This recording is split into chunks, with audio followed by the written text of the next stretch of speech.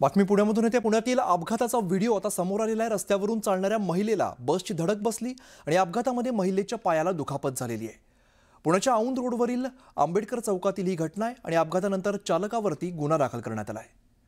आपण दृश्यांमध्ये बघतोय, या अपघातात महिलेच्या पायाला गंभीर अशी दुखापत झालेली आहे।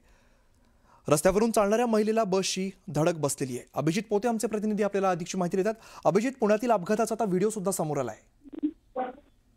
अमित, आपण पाहतोय की पुण्यातल्या वृद्ध महिलेसोबत झालेल्या अपघाताचा हा सीसीटीव्ही आता समोर आला। 3 नोव्हेंबरला रात्री अपघात झाला होता आणि 4 नोव्हेंबरला हा जो टेम्पो जो चालक आहे त्याच्या टेम्पो ट्रॅव्हलरचा त्याच्यावरती गुन्हा दाखल झाला होता। पण टर्न मारताना म्हणजे खडकी चौकातून पुढे औंध रोडवरील आंबेडकर चौकापासून खडकी रेल्वे स्टेशनकडे जातानाचा खडकी पोलीस स्टेशनच्या हद्दीतील हा व्हिडिओ आहे। ज्यावेळेस त्या गाडीनं टर्न मारलेला दिसतोय त्यावेळेस तिथे एक आजी थांबली होती आणि तिच्या पायाला धक्का देऊन ती गाडी पुढे गेली आणि अपघातात त्या आजीचं जे मांडीचं हाड असतं आम्ही ते हाड खरं तर पूर्णपणे मोडलेलं आहे। पण आता त्यांच्यावरती उपचार सुरू आहेत। त्यांची प्रकृती आता स्थिर आहे।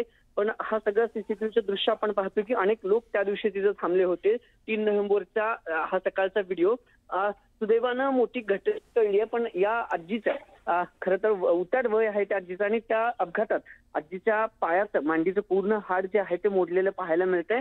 अपघात जो आहे तो खडकी चौकात झालेला, आंबेडकर चौकात खडकीच्या, आणि आता जो चालक होता त्याच्यावर देखील गुन्हा दाखल करण्यात आला आणि त्याला नोटीस देऊन पोलिसांनी त्याला सोडले।